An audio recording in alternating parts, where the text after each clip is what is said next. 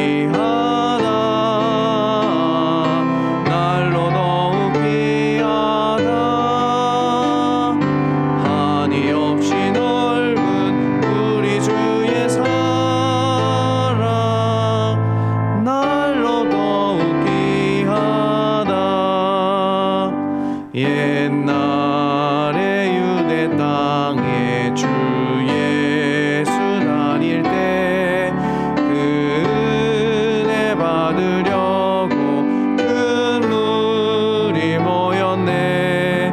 눈먼 자 병든 자를 다 고쳐주셨으니 나 같은 죄인까지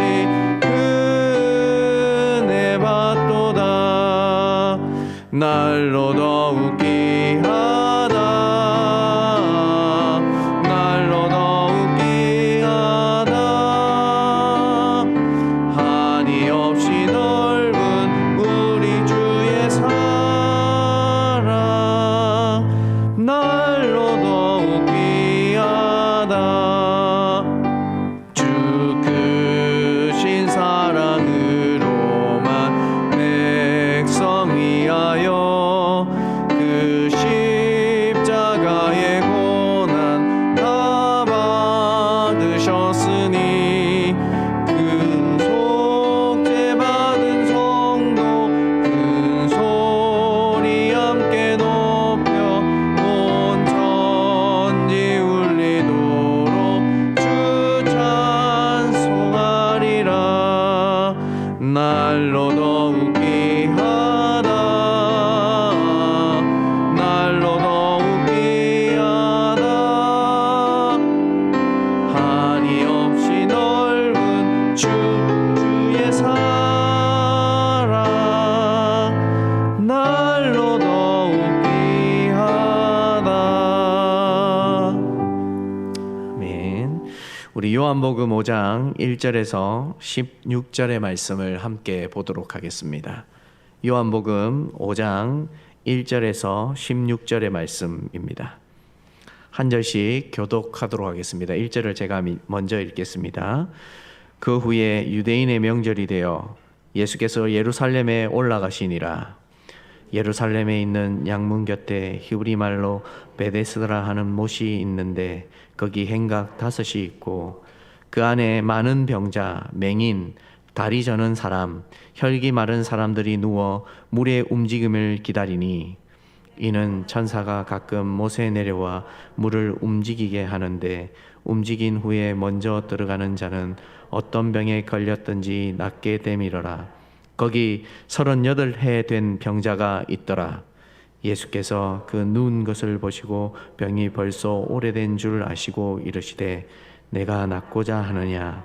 병자가 대답하되 주여 물이 움직일 때에 나를 못에 넣어주는 사람이 없어 내가 가는 동안에 다른 사람이 먼저 내려가나이다.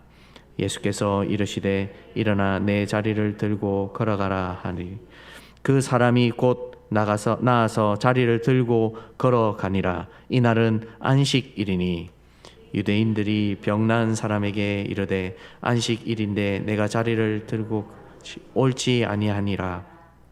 대답하되 나를 낫게 한 그가 자리를 들고 걸어가라 하더라 하니 그들이 묻되 너에게 자리를 들고 걸어가라 한 사람이 누구냐 하되 고침을 받은 사람은 그가 누구인지 알지 못하니 이는 거기 사람이 많으므로 예수께서 이미 피하셨음이라. 그 후에 예수께서 성전에서 그 사람을 만나 이르시되 보라, 내가 나았으니 더 심한 것이 생기지 않게 다시는 죄를 범하지 말라 하시니, 그 사람이 유대인들에게 가서 자기를 고친 이는 예수라 하니라. 그러므로 안식일에 이러한 일을 행하신다 하여 유대인들이 예수를 박해하게 된지라. 아멘. 오늘 1절 말씀은 그 후에라고 시작되어지고 있습니다. 이 그 후에의 사건의 앞에 요한복음 4장의 사건을 보면 왕의 신하의 아들을 고친 사건이 등장합니다. 왕의 신하의 아들을 고치실 때에 예수님은 이렇게 이야기하십니다. 너희가 기적과 표적을 보고 더 이상 믿지 아니하느냐라고 책망하듯이 말씀하십니다. 이후에 아들이 고침을 받았다는 신하는 자기의 온 집이 예수님을 믿게 되는 기적으로 소개되어지고 있습니다. 근데 이렇게 이 말씀 뒤에 오늘 38년 된 병자가 등장하고 있습니다. 그는 예수님께서 보실 때에 참으로 찾아갈 이유가 없는 사람이었습니다. 왜냐하면 예수님은 이 사람을 고치신 이후에도 유대인들에게 이름이 알려졌고, 그리고 예수님이 하는 사역을 박해받기 시작했다고 오늘 16절 말씀에 우리는 보고 알게 되기 때문입니다. 사랑하는 여러분, 그럼에도 불구하고 예수님은 왜 이 38년 된 병자를 찾아가셨을까요? 요한복음 1장 5절에 빛이 어둠에 비치되 어둠이 깨달지 못한다는 말씀이 있습니다. 어둠 속에 있는 우리는 주님이 알려주시는 것 외에는 그 빛을 알 수 없습니다. 사실 38년 된 병자는 가능성이 없고 또 나음을 받을 수 없는 사람이었습니다. 그런데 빛이신 예수님이 그를 찾아가십니다. 그리고 그를 고쳐주십니다. 예수님은 그를 생애 처음 보면서도 이렇게 말씀은 이야기하고 있습니다. 6절 말씀입니다. 예수께서 그 누운 것을 보시고 병이 벌써 오래된 줄 아시고 이르시되 내가 낫고자 하느냐. 그를 이전에 만난 적도 본 적도 없는 그를 주님은 찾아가셔서 단번에 보시고 모든 것을 아셨습니다. 그러자 7절 말씀에 그 병자가 이렇게 대답합니다. 병자가 대답하되 주여, 물이 움직일 때에 나를 못에 넣어주는 사람이 없어 내가 가는 동안에 다른 사람이 먼저 내려가나이다. 이 병자는 자기의 병이 고쳐졌으면 하는 간절한 마음이 있었습니다. 그래서 예수님이 그에게 말을 걸자 그의 속에 있는 말을 모두 쏟아내고 있습니다. 예수님이 그를 어떻게 하셨습니까? 고쳐주셨습니다. 도저히 나을 수 없고 또 나음을 받을 수도 없는 그가 예수님을 만남을 통하여 마치 어둠 속에 있는 그가 빛을 만난 것처럼 그는 나음을 입게 되었습니다. 그런데 안타깝게도 그는 예수님의 이름을 유대인들에게 이야기하게 되고 유대인들은 예수님을 박해하기 시작하는 사건으로 이 사건이 마무리되어지고 있습니다. 왕의 신하의 아들을 고친 사건으로 온 가족이 믿었던 4장의 앞 사건과 이 5장의 38년 된 병자의 사건은 대조되고 있습니다.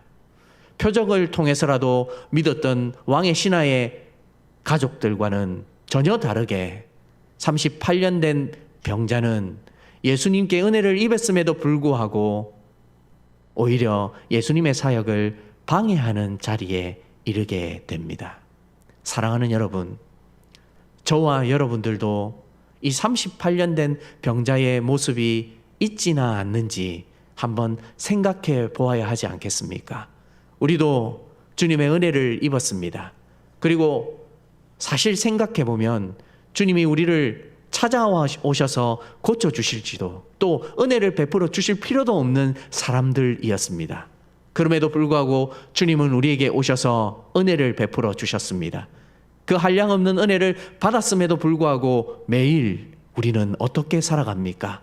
혹 38년 된 병자와 같이 예수님의 이름을 아무 생각 없이 유대인들에게 말하는 모습으로 살아가고 있지는 않습니까? 우리의 모습 속에 주님이 원하시는 것은 우리의 상황이 해결되어지고 문제가 해결되어짐을 통하여서 그 은혜를 베풀어 주신 하나님께 집중하라는 메시지가 담겨져 있습니다. 그런데 많은 사람들은 자신의 문제가 해결되어짐에 집중하고 있습니다. 혹 우리의 모습에도 이런 모습이 있지나 않습니까? 주님은 우리를 찾아오실 필요도 없으셨음에도 불구하고 우리를 친히 찾아오셔서 우리 안에 빛을 주셨습니다. 성부 하나님은 이를 계획하셨고 성자 예수님은 친히 오셔서 우리를 위해 십자가의 사역을 베풀어 주셨습니다. 성령 하나님은 지금도 우리 속에서 거하시면서 이 진리를 깨닫게 해주고 계십니다.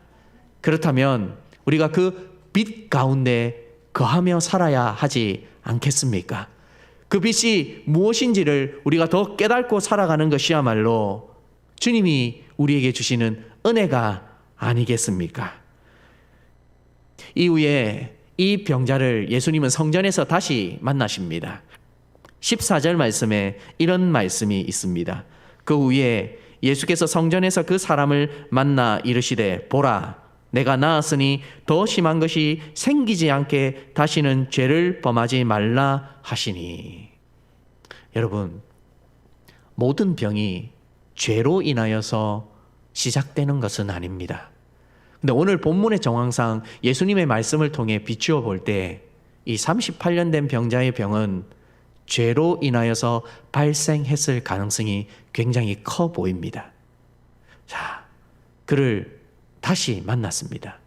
그를 고쳐주었을 때는 예수님이 누구이신지, 자신을 고쳐준 분이 누구였는지를 알지 못했던 그를 예수님은 이후에 시간이 잠깐 흐른 후에 그를 성전에서 다시 만나 주십니다.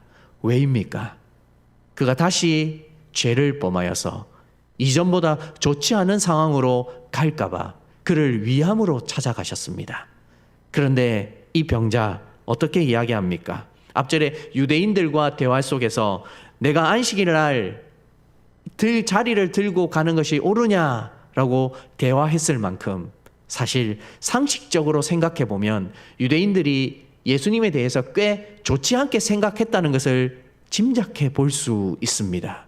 그런데 그에게 사랑으로, 은혜로 더 이상 죄를 범하지 말라는 그 지적 때문에 이 38년 된 병자는 예수님의 이름을 즉시 유대인들에게 가서 말해버립니다. 이걸 무엇으로 설명할 수 있겠습니까? 혹 저와 여러분들의 모습 속에는 이러한 모습이 있지 않습니까?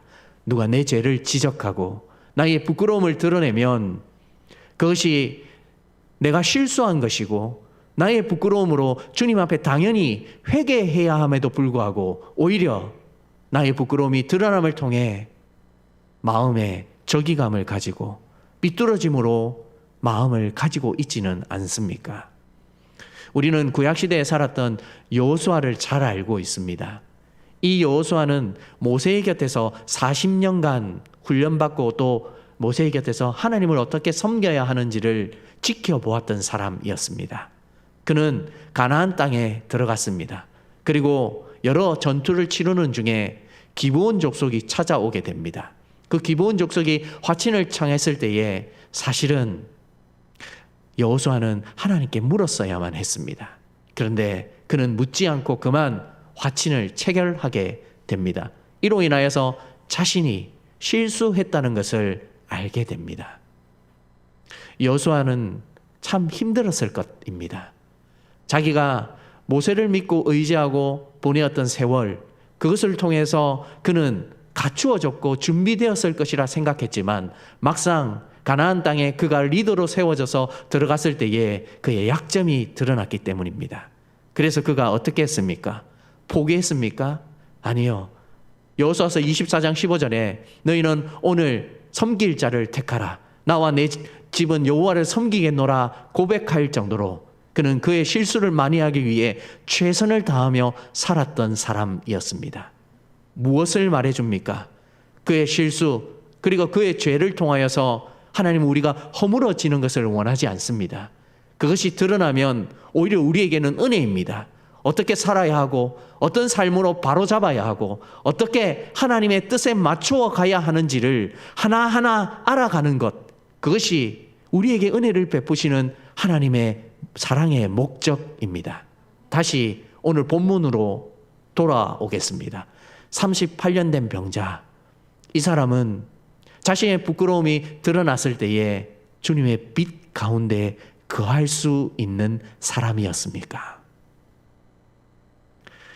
이 모습이 우리에게도 없다고는 말할 수 없습니다. 우리도 실수하고 또 범죄한 것이 드러나면 이와 같을 수 있습니다. 그러나 저와 여러분들이 오늘 이 새벽에 함께 모여서 말씀을 통해 묵상하며 나아가야 할 바른 자세는 무엇이겠습니까? 하나님의 한량없는 은혜를 기억하십시오. 우리의 삶 가운데 그 은혜가 없이는 오늘 이 하루도 기도의 자리에 앉아 있지만 그저 왔다가 그저 갈 수 있습니다. 그분의 삶을 보십시오. 그 38년 된 병자를 찾아가시고 고치시고 이후에 더 악해질까봐 더 나아지지 않을까봐 그를 다시 찾아가서 말씀해 주시는 하나님의 사랑, 그 하나님의 사랑이야말로 우리를 이 땅에서 살아 있을 수 있게 만드는 이유와 원인이 되고 있습니다. 말씀을 마무리하겠습니다. 사랑하는 여러분, 주님은 우리에게 빛으로 오십니다. 근데 우리가 자꾸 어둠에 거하면 우리의 더러움이 그분의 빛을 통하여서 나아질 수 없습니다. 그러나 그분이 우리에게 알려주시고 그분이 우리에게 빛을 비춰 주실 때에 기꺼이 우리의 모습을 보고 살펴서 주님이 원하시는 모범으로 살아간다면 저와 여러분들이 하나님의 은혜 속에 살아갈 수 있습니다. 그 은혜야말로 주님이 우리에게 주시는 사랑이 아니고 무엇이겠습니까? 오늘 저와 여러분들이 그 은혜 속에서 살아가는 하루가 되기를 바랍니다. 우리의 모습이 여호수아의 모습과 가까이 되어지기를 소원합니다. 그래야 주님이 우리에게 주시는 한량없는 은혜를 오늘 하루도 흠뻑 경험하시고 또 살아가시는 복 있는 성도들이 되기를 주님의 이름으로 소원드립니다. 기도하시겠습니다. 오늘 주신 말씀을 가지고 하나님, 저의 모습에 38년 된 병자의 모습보다 하나님 앞에 우리의 실수가 드러났을 때에 마지막까지 최선을 다해 그의 모습을 긴장하고 또 준비하고 주님의 뜻에 합하기 위해 최선을 다했던 여호수아의 모습처럼 그렇게 갖추어 갈 수 있도록 도와주시옵소서. 우리가 더 주님을 사랑할 수 있고 우리의 문제에 빠져 있는 것이 아니라 그 문제가 해결되어지면 그 은혜가 어디로부터 왔는지를 생각해 볼 수 있는 지혜로운 사람이 되게 해 주시옵소라고 이 시간 잠깐 기도하며 나아가도록 하겠습니다. 기도하시겠습니다. 사랑하는 주님, 참 우리는 부족합니다. 주님이 우리 가운데 주신 은혜가 아니면 어찌 살아갈 수 있겠습니까? 38년 된 병자는 그가 나음을 입었습니다. 그의 온전한 간절함을 이루었습니다. 그럼에도 불구하고 누가 그를 고쳤는지, 누가 그에게 은혜를 베풀어 주셨는지 아무것도 생각하지 못하였습니다. 오히려 유대인들에게 예수님의 이름을 알려드림을 통하여 예수님을 박해하는 사람이 되었습니다. 우리의 모습이 그러한 모습에 가까이 있지는 않은지 살펴볼 수 있도록 도와주시옵소서. 우리도 주님의 빛 가운데 거하지 못하고 어둠 가운데 계속해서 살아갈까 두렵습니다. 하나님, 주님이 주시는 빛을 통하여 우리가 우리의 모습을 살펴낼 수 있도록 도와주시고 여호수아와 같이 하나님, 우리의 실수가 실수로 끝나는 것이 아니라 죽기까지 주님의 그 은혜에 거하기 위하여 최선을 다해 살아갈 수 있는 사람이 되게 하여 주시옵소서. 그리하여 우리의 입술에 마침 나와 내 집은 여호와를 섬기겠노라 하는 여호수아의 고백과 같이 그 고백이 살아 있을 수 있도록 도와주시고 성도들의 삶에 하나님 빛으로 임하여 주셔서 주님이 우리에게 주시는 은혜, 주님이 주시는 그 사랑을 통하여 날마다 살아갈 수 있는 성도들의 삶이 되게 하여 주시옵소서. 우리도 이 어리석음에 빠져 하루를 살아가지 않을까 두렵습니다. 우리도 더 38년 된 병자의 모습과 같이 가까워질까봐 두렵습니다. 주님 도와주셔서 우리 안에 빛으로 가하여 주시고 우리 안에 어둠이 물러가게 하여 주시옵소서. 주님께 집중하게 하여 주시옵소서. 주님의 은혜를 생각하는 사람들이 되게 하여 주시옵소서. 그래야 우리의 삶에 주님이 모범되어 주시고 주님의 모습에 더 가까이 갈 수 있는 귀한 은혜가 되게 하여 주시옵소서. 그 사랑을 잃어버리지 아니하는 은혜가 있게 하여 주시옵소서. 우리 두 번째로 기도해 주실 것은 코비드 상황이 너무 오래 지속되고 있습니다. 그래서 많은 사람들이 힘겨운 가운데 지금 버티고 있습니다. 하나님, 이 상황이 너무 오래도록 지속되지 않게 해주시고 이제 백신이 접종을 앞두고 있습니다. 그 접종을 통하여서 좀 상황이 나아질 수 있도록 도와주시고 특별히 우리 성도들의 삶 가운데 이 코비드를 통하여 어려워진 분들이 계십니다. 직장을 잃거나 사업이 되지 않거나 하나님 여러 가지 어려운 상황 속에 놓여져 있는 성도들이 있는데 그들의 삶 가운데 하나님의 한량없는 은혜를 부어 주실 수 있도록 이 시간 더 한번 기도하며 나아가도록 하겠습니다. 기도하시겠습니다. 사랑하는 주님, 이 코비드 상황을 통하여서 우리가 참으로 힘들고 어려운 상황 가운데 있습니다. 이 상황이 이렇게 오래 지속될 것이라고는 누구도 생각하지 못하였습니다. 하나님, 이 상황이 계속해서 이어지지 아니하도록 도와주시옵소서. 이제 백신이 접종을 앞두고 있습니다. 하나님, 부작용이 일어나지 않게 하여 주시고 이 백신을 통하여 우리의 삶이 또 좀 더 나아질 수 있도록 도와주시고 좋은 결과가 일어나게 하여 주시옵소서. 특별히 변종 바이러스로 인하여서 더 상황이 악화되지 않게 하여 주시고 우리 성도들의 삶 가운데서도 은혜를 베풀어 주셔서 나아짐의 은혜가 있게 하여 주시옵소서.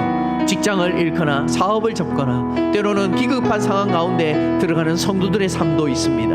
하나님 도와주셔서 이분들의 삶 가운데 하나님의 한량없는 은혜가 임할 수 있도록 하나님이 함께하여 주시는 증거가 나타날 수 있도록 도와주시옵소서. 우리의 상황이 해결되어짐을 통하여 오히려 우리의 입술은 주님께 더욱더 영광 돌려드릴 수 있는 귀한 마음을 얻게 하여 주시며 주님이 함께하여 주시는 증거가 우리 삶 가운데 늘 동행하여 주시는 은혜가 있게 하여 주시옵소서. 성부, 성자, 성령 하나님을 붙들게 하여 주시고 믿음으로 더 나아갈 수 있도록 도와주셔서 이 어려운 상황 가운데 있다 할지라도 절망하거나 낭망하지 않게 하여 주시고 늘 하나님이 주시는 위로와 평강 가운데 기대하며 살아갈 수 있도록 도와주시옵소서. 주님이 우리의 삶 가운데 무엇을 간절히 원하시는지 더 찾아갈 수 있는 성도들 되게 하여 주시고 성도들의 삶 가운데 친히 찾아가 주셔서 위로와 평강을 얻게 하여 주시옵소서.